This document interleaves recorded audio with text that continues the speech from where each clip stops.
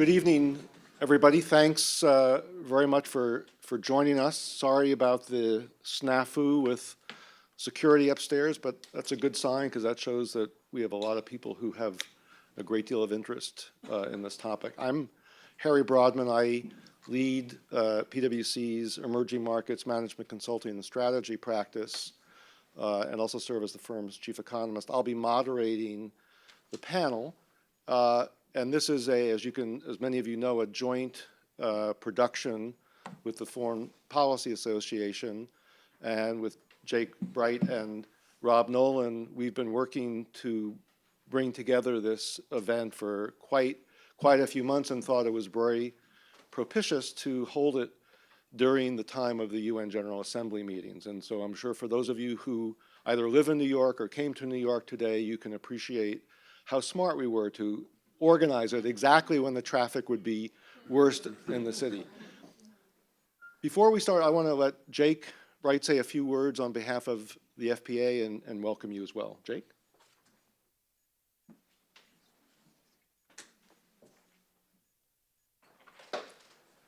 Ladies and gentlemen, thank you for coming to the Foreign Policy Association's New Business of Africa series on private equity in partnership with PricewaterhouseCoopers. As Harry mentioned, I'm Jake Bright. I'm a Whitehead Fellow of the Foreign Policy Association and a co-producer of this event this series with Robert Nolan. We want to thank all of you for coming. We want to thank PricewaterhouseCoopers, our partner, Harry in particular. And this panel's been a long time coming. I think we've been working on it for 11 months. Some other people to thank are Melissa Gomez and Gilles Vigmont, who were instrumental in making this happen. And it's important to mention that the New Business of Africa series is one of a number of interesting things that Foreign Policy Association does.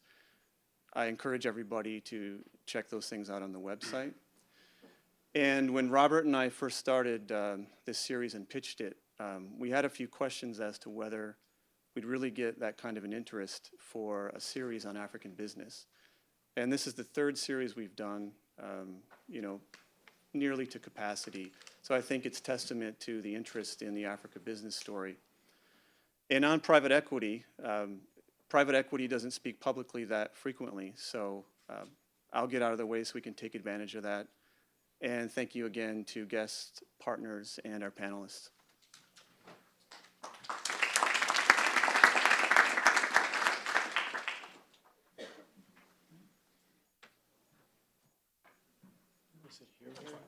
No problem.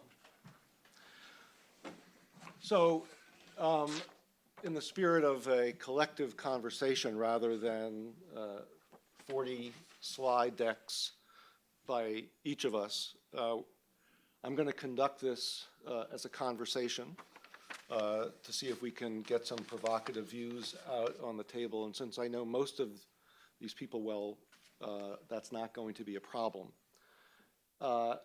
I wanted to start off before I introduce the panelists, sort of to set the scene for those of you who are not steeped in what's been going on in Africa.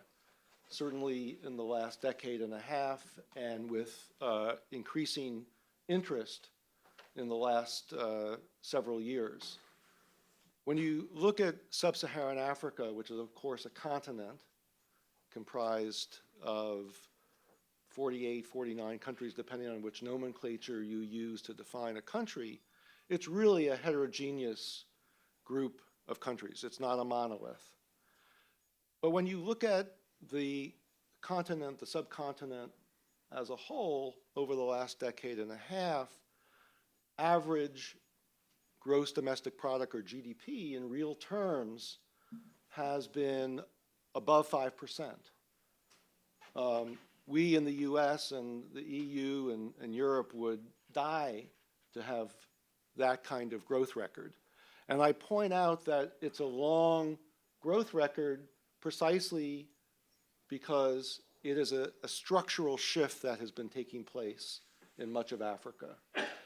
And it's that backdrop with the rise of the middle class, with increases in flows of foreign direct investment, whether in the corporate sector, whether in the international multilateral sector, or in the private equity sector, which is our topic tonight, it's very clear, I think, when you look at this long view, that Africa as a continent in general, and some countries more than others, which we'll talk about this evening, have reached significant inflection points. And as someone who cut his teeth on China in the early 90s and then Russia during the 2000s, which is where I got my gray hair, I recognize these inflection points. And it's very clear to me that there is an inherent resilience now in many, though not all, of the sub-Saharan African countries. And so one might wonder, well, this is a nice long track record, but how did these countries in Africa fare during the economic crisis over the last several years? Well, if you look at the numbers, which I have, and maybe some of you have as well, what you find is from initial conditions across all the regions of the world, the average African economy actually proved to be more resilient over that business cycle than any other region, which is not intuitive to many people. And when I was at the World Bank, a couple of jobs before joining PwC, as this crisis was hitting, our task by the president of the bank at that time, Paul Wolfowitz, was, we want an analysis about how the continent is going to fare during this economic crisis, and what do we have to do in terms of pumping aid in. And lo and behold, and this is why we're now seeing private equity take root in the continent, is because the policymakers were smart. Where there were price controls put on to try to alleviate the pain from the crisis was not in Africa. It was in places like Russia or China or other countries. Where there was protectionism, it rose in the US and the European Union, not in Africa. And, the story usually is, well, most of African countries are in the commodity business, and they're not climbing the value chain and producing value-added products and services. Well, that's also begun to change. I don't want to overstate it, but this is not your grandfather's Africa. It's not even your father's Africa. And I think one of the themes that will come out of this discussion tonight is the time compression of changes taking place in the continent of Africa. And it's moving very swiftly. And what used to take 5 years to bring in a change in taste, market changes, now occurs in 2 to 3 years' time. And the last thing I'll say, which I think bodes very well for thinking from both the private equity perspective and general as an investor in Africa, is inventions are now originating on the subcontinent of Africa, which really is turning on its head Ray Vernon from Harvard Business School, late professor, who invented the product life cycle, the notion that inventions would originate in the advanced countries. They would then become more diffused and be sold in Europe and middle income countries. And then finally, they become commoditized and be sold in the developing countries or the emerging markets. Well, today, mobile money being a great example is something that was invented, to be sure, out of necessity, but nonetheless invented in sub-Saharan Africa and is only now beginning to come to the US. And it's very difficult to take a taxi in certain cities in Africa and pay for it in cash, right? You use your mobile phone. So it's these kinds of issues, I think, that brings the interest on the part of private equity investors and corporate investors in general to the subcontinent. So with that context, let me just introduce the panelists, and we are really delighted to have such a great mixture with us tonight. To my immediate left, Sean Klemenczak is Senior Managing Director at Blackstone, a company that maybe some of them have heard of. To his left is Dave Marchek from the Carlyle Group. He's the managing director based out of Washington, where the company is headquartered. To his left is Kola Olafembama, who is from the Fairview Group, based in West Hartford, Connecticut, Nigerian by birth, and leads the Africa investment practice for Fairview Capital. And then, last but not least, Hurley Dottie, who is, like me, is also based, and like David, is also based in Washington and is one of the co-leaders of Emerging Capital Partners, has been a very long standing firm or fund investing in Africa. So I thought maybe we can, I think the first thing I'd like to be able to do is sort of level set for the audience how your various funds differ from each other, because you're not all the same, different histories of investing in Africa, different goals and objectives. And so maybe if I can just start with you, Sean, and just sequentially, take 2 minutes each, and then I want to really stir up a conversation. Sure. Again, my name is Sean Klimzak. I oversee power and natural resources for Blackstone around the globe. I invest out of our global private equity fund, which combined with our energy funds is about $19 billion of capital.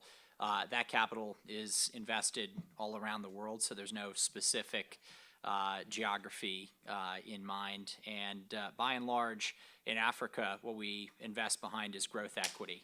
And just about everything that we've been doing in energy over the last handful of years has been greenfield development projects. So anything from developing the Bujagali hydroelectric dam, which is about a $900 million project in Uganda, to investing in Cosmos Energy in Ghana. So we're, by and large, going to continue to invest behind good management teams in Africa going forward.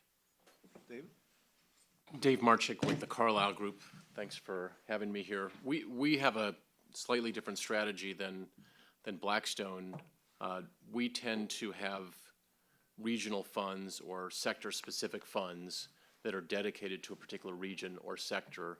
And so we've set up a business in Africa based in Johannesburg and Lagos, and we are investing mostly in corporate-type assets, small to medium, well, I guess medium to large-sized businesses in Africa, but what would be considered small to medium-sized businesses in the United States, and focused heavily on consumer-driven, middle-class-driven sectors of the economy. My name is Kola Olafembama from Fairview Capital, and thank you very much for having me on this panel. We're a US-based investment manager. We manage several funds of funds and single-client funds for institutions in the US, really primarily focused on venture capital, growth equity, and then emerging managers in the US. Recently, we've decided to go to Africa, and for this effort, we've partnered with FMO, the Dutch Development Finance Institution. They've been investing in Africa since 1970, and in African private equity since the mid-1990s. So they've been foundation investors in many of the leading firms on the continent. As was mentioned, I lead the African practice at Fairview. Have been at Fairview for 7 years. Hurley. My name is Hurley Dottie. I'm with Emerging Capital Partners, and we are a Africa-focused private equity fund. That's all we do is invest in Africa. We've been investing since 2000. Over that period, we've made over 50 investments into companies in Africa, invested about $1.3 billion in that. We invest quite widely across the continent. We've invested in over 40 countries in Africa.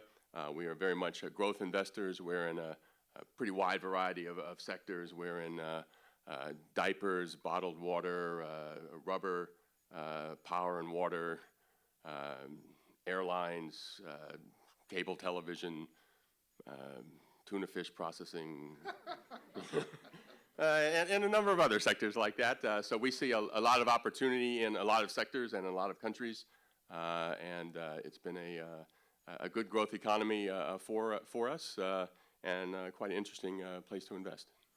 So, clearly as I was alluding to in the beginning, these entities are different.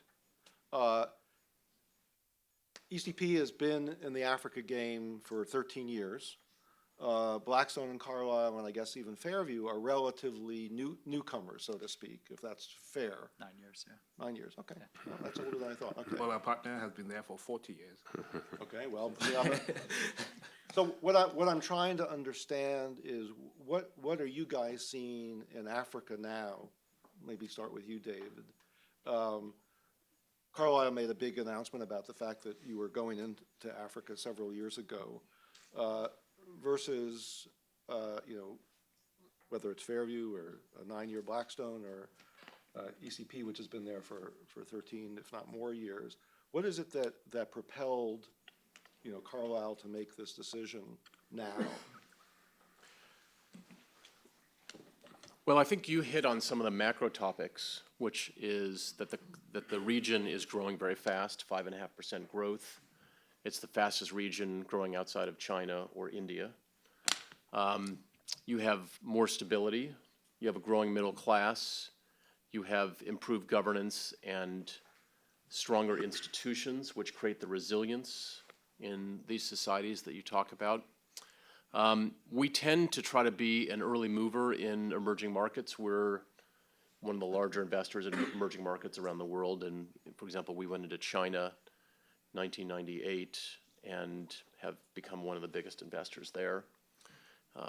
Same thing in India, same thing in Brazil. And so we wanted to be one of the early movers there and build a business, hopefully before others that of the larger firms can catch up. Our investors, I would say, are increasingly interested in allocating capital to frontier markets and emerging markets. We see China as really a country that has emerged, and Africa, sub-Saharan Africa, is a region that's emerging. And I would say also that there's kind of an intangible test that we have, which is when you talk to Chinese 15 years ago, they wanted to come to the United States, go to the best business schools or undergrad, and then stay here and work here. And in the last 8 to 10 years, those same high achieving Chinese have wanted to go back to China. In the past, I'd say 4 or 5 years, we've seen the same thing from countries in sub-Saharan Africa, where you get the best and the brightest coming here for school, but they want to go back. And to us, that's a signal of confidence and a signal of opportunity that the most talented people, frankly, want to go back to the countries where they grew up because they see greater opportunity there. And that's a very important intangible signal for us that it's probably a good place to invest. So Hurley, what did you guys see, or maybe driven by your investment philosophy, that others didn't see, since you were really in the vanguard of investing in Africa and in some really creative sectors? Well, certainly it was not as obvious a play in 2000, I would say. But on the other hand, a lot of the foundation had really been set in the 1990s in terms of really the structural adjustment, getting a handle on the debt issues there, and importantly, just a beginning of a reduction in the role of the government in the economy there. And that's something that really happened in the 90s. And the effect on the economy was similar to the effect in Eastern Europe, similar to the effect in China.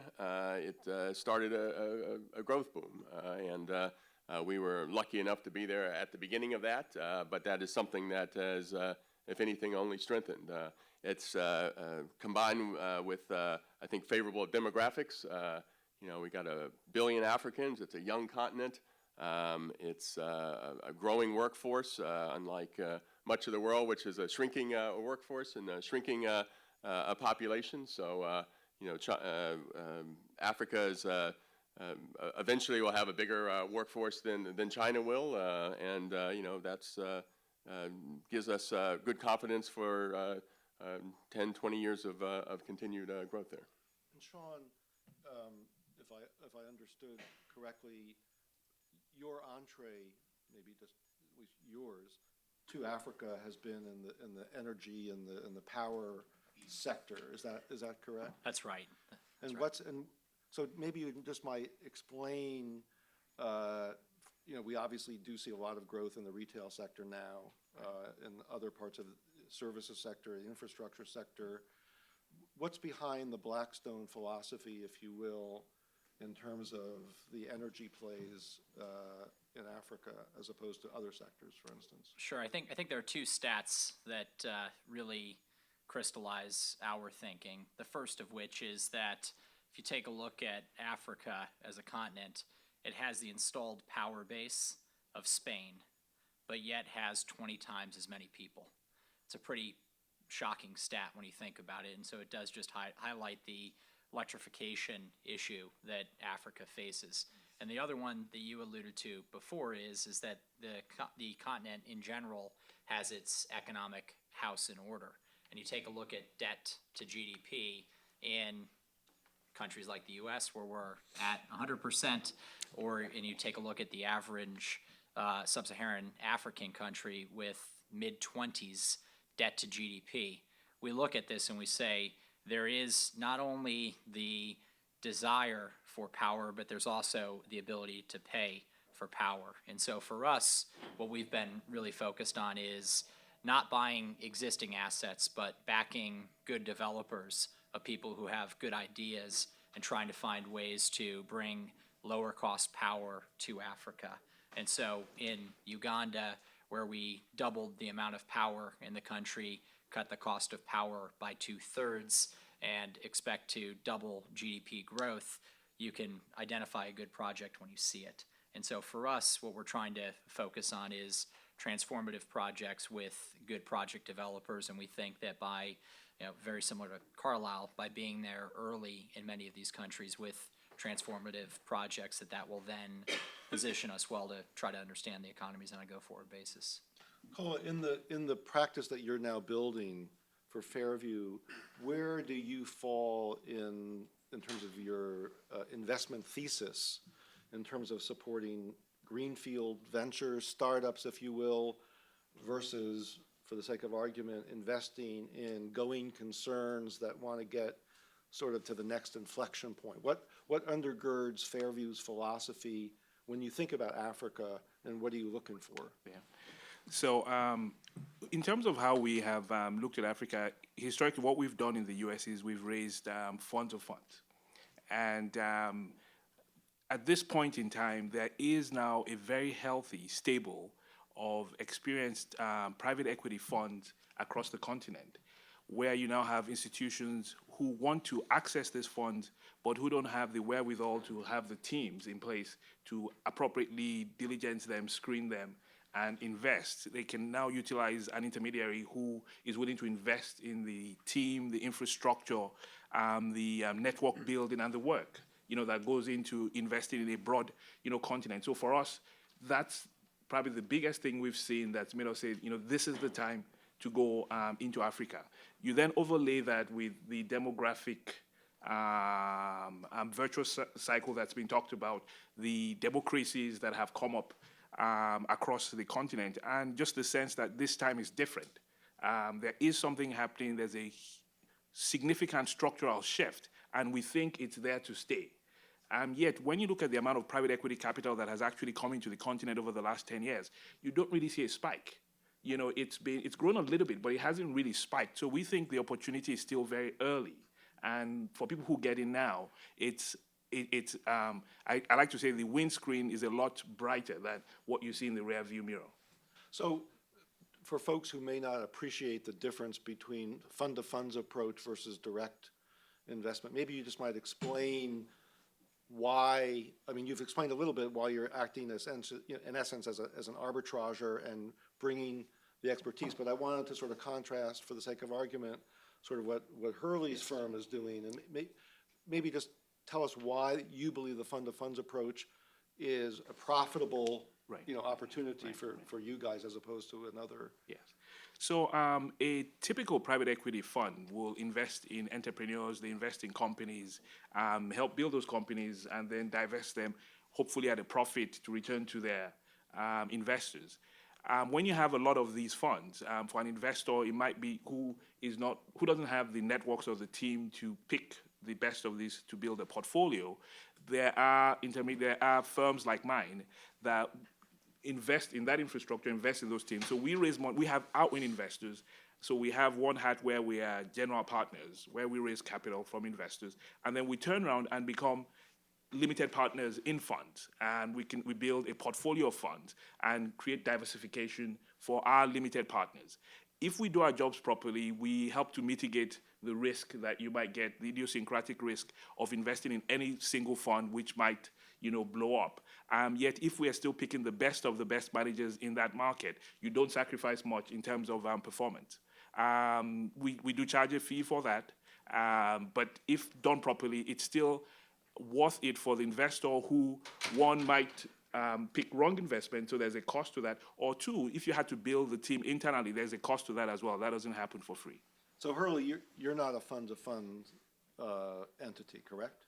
We are not. We are direct investors. We raise a pool of money and then look to invest that money in 8 or 10 companies, and then help develop those companies, sell them, and then start the cycle again and raise money again. And how do you mitigate the risks that Kola mentioned without sacrificing the returns? What's the process by which you, in essence, select, your investments? The risk is, even in a single fund, is mitigated by diversification. So, we typically be in maybe 10 different companies, different sectors, operating in different countries.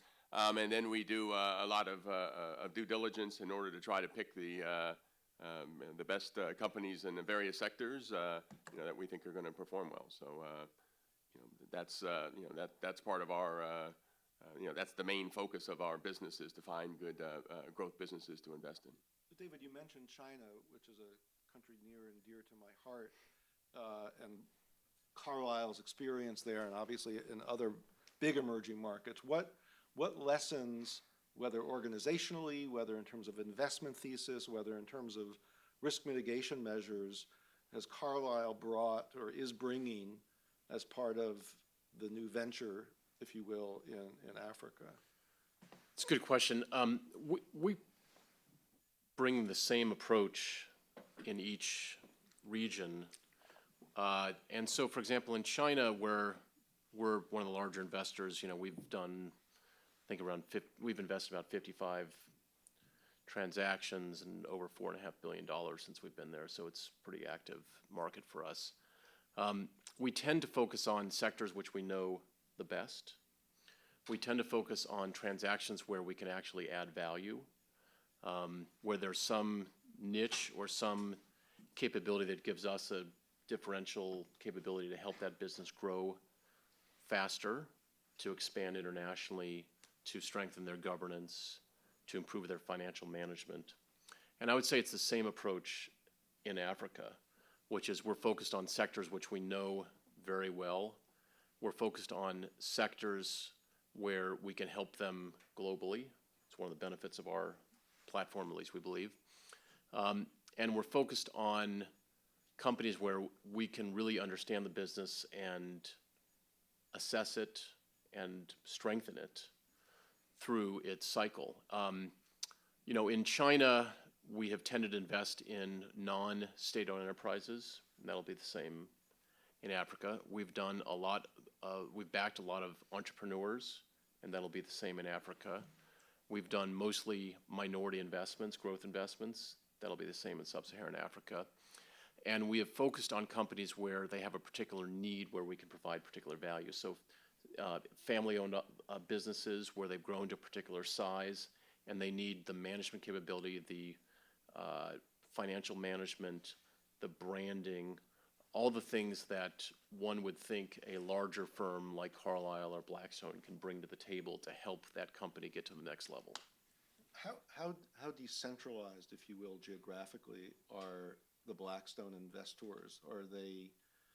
Do you have a full-fledged fleet throughout the continent? We do. Or you do? We do. And how many, roughly, which countries or people, just a sense? Yeah, it's a good question. Our investors are very global. I would say we've got, to give you exact percentages, I wouldn't have it off the top of my head, but I would guess something in the order of magnitude of 10% of our investors are from Africa. And I would guess if you include the Middle East, we're Africa, Middle East, we're probably a quarter of our investors from the region. So I guess, sorry, maybe I should have been more careful. In terms of the Blackstone personnel Sure. who make the recommendations to what I gather is the investment committee. Right. Where are they stationed?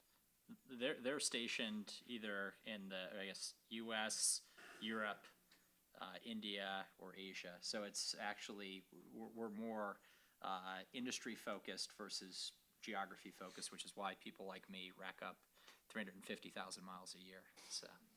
Hurley, obviously I've known Hurley for a while. I know the firm, but you've really decentralized in a much bigger way over the decade or so that you guys have been in business. Can you just share sort of the lessons as to the benefits, obviously, since that's why you're there, of decentralizing and how your profile from a control perspective and investment decisions? We have about 70% of our investment professionals stationed in Africa. We've got 7 offices across the continent, and that allows us to have people on the ground to work hand in hand with the companies there and help develop them and to understand what their needs are. So over time, we have migrated people. We did start out with a good percentage of our people in D.C., and it's certainly important to be able to act like a team and to have people know each other. But over time, we found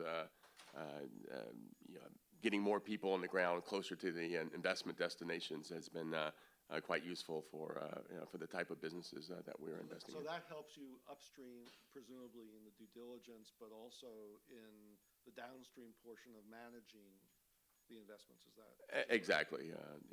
It helps to be in the various regions of Africa as well.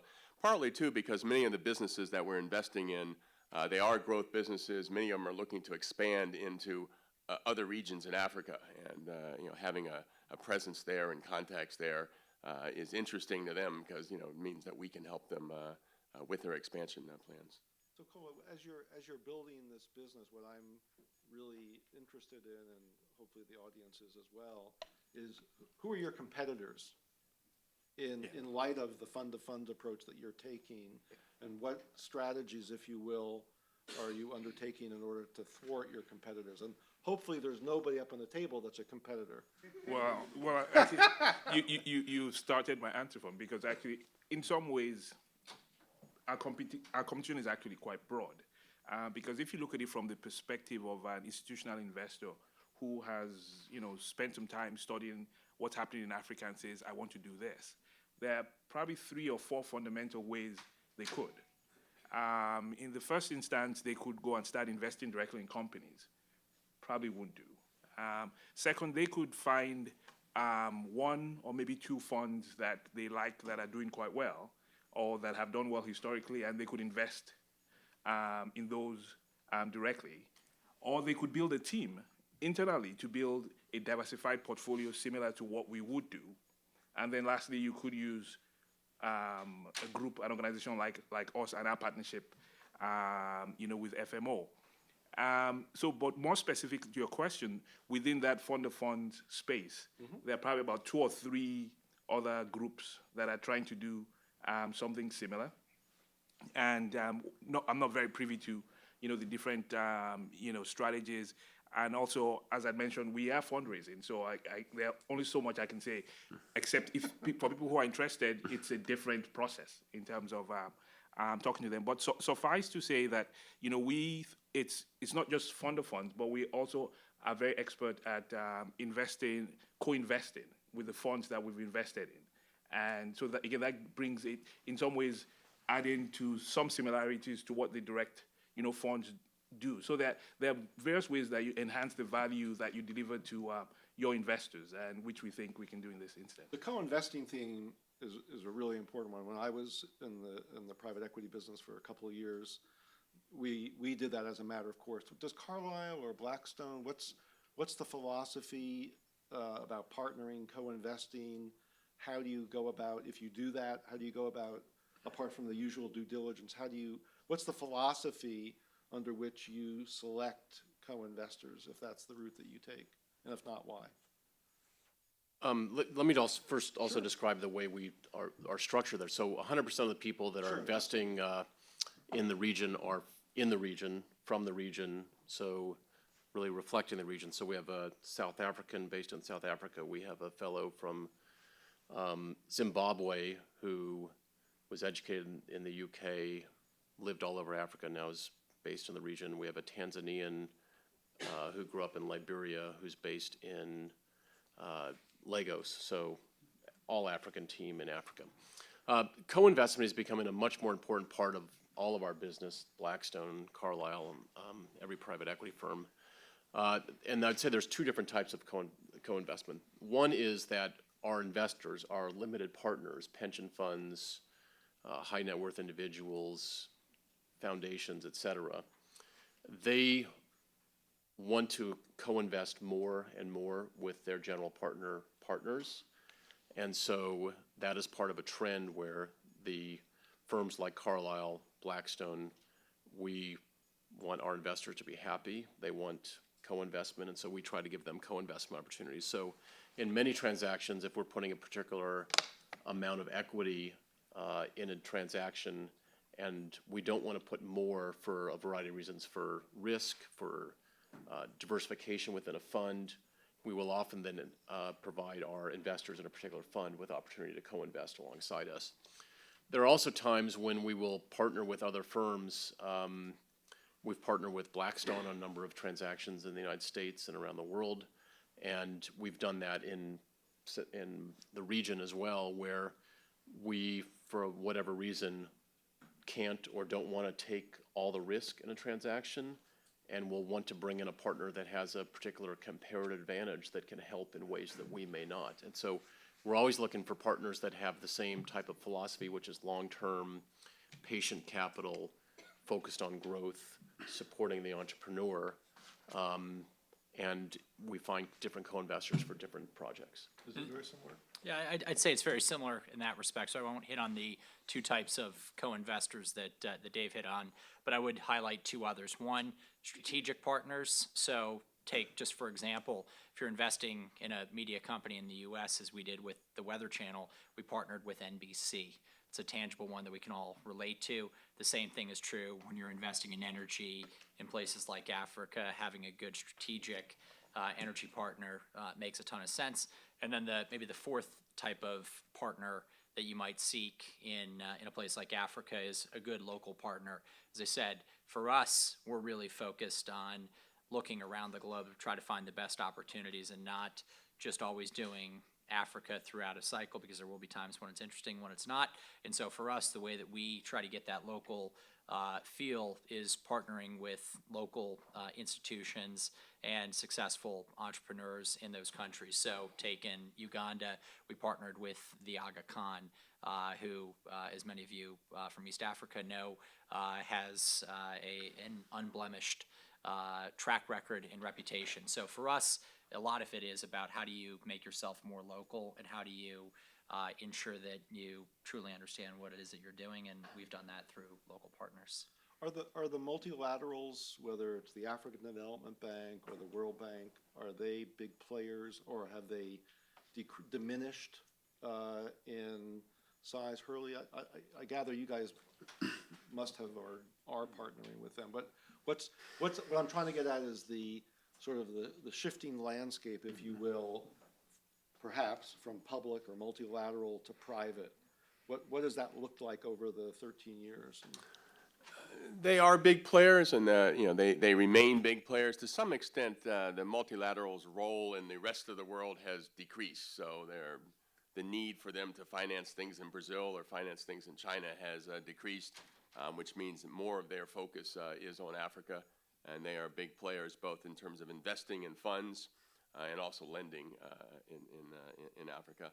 On the other hand, the economy and the needs are much bigger than they are. So, in the long run, it's the private capital that's going to be much bigger than them, but they've certainly played a very important role both in launching the industry really and in supporting projects at an earlier stage in order to set that track record for the private sector. Yeah, I would just add to that. I think the multilaterals play an integral role in Africa today, as you're thinking, especially on the infrastructure side, where the goal of all of these countries is to lower the cost of capital. The involvement of the IFC or the African Development Bank or KfW or name the DFI, those folks participating in a deal, number one, have a perceived insurance value to Western investors, and number two, they also do actually explicitly provide political risk insurance, which does otherwise lower the cost of capital for those countries. So take the MIGA insurance policies, where there have been over 500 insurance policies issued. They've had less than a 1% default ratio. That type of partnership, where not only do you have the political alliance with those organizations, but also just the economic protection from them, I think is critical, especially when you're thinking about large-scale investments in Africa today. So are you guys telling me I shouldn't have left the World Bank several years ago? Is that I made a mistake? Well, I think I have a view on that as well. I think not on your departure from the World Bank. I think you made a wise decision coming to PwC. But more in many ways, the DFIs, I think, have de-risked the opportunity. They were there early. They were there when commercial investors were wary of investing in that market. And in my mind, it's not too dissimilar to what we saw in the development of private equity in the U.S., where it was very, very, very ultra high net worth, families who first started, in private equity, and then in the 70s, 80s, you started to get institutional, investors involved. You see an evolution similar to that, where the DFIs were early. They had additional motivations to invest, but they have now proven the case that you can invest successfully in private equity in Africa, and now you see commercial investors, coming in more strength. So to shift slightly from the traditional investors of the multilaterals or the bilaterals, we have some non-traditional investors and actors in Africa, certainly over the last decade and a half, in the guise of the Chinese, the Indians, the Brazilians, the Russians. How have they altered the terrain in the private equity business? We know how they've altered the terrain a little bit on the corporate side, but any issues there that merit discussing?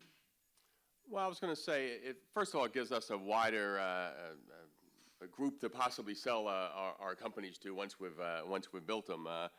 Certainly in 2000 when we started, very much European that's who the strategics were who were looking, had long-standing presences. Now, certainly the Indians are big players. I think they've got big companies. They are comfortable at the income level that you have in many of these countries here. And, they've been successful, and they're looking to expand in a number of industries.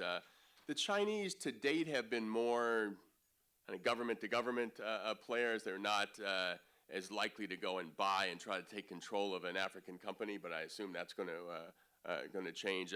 You see that as well in the Gulf.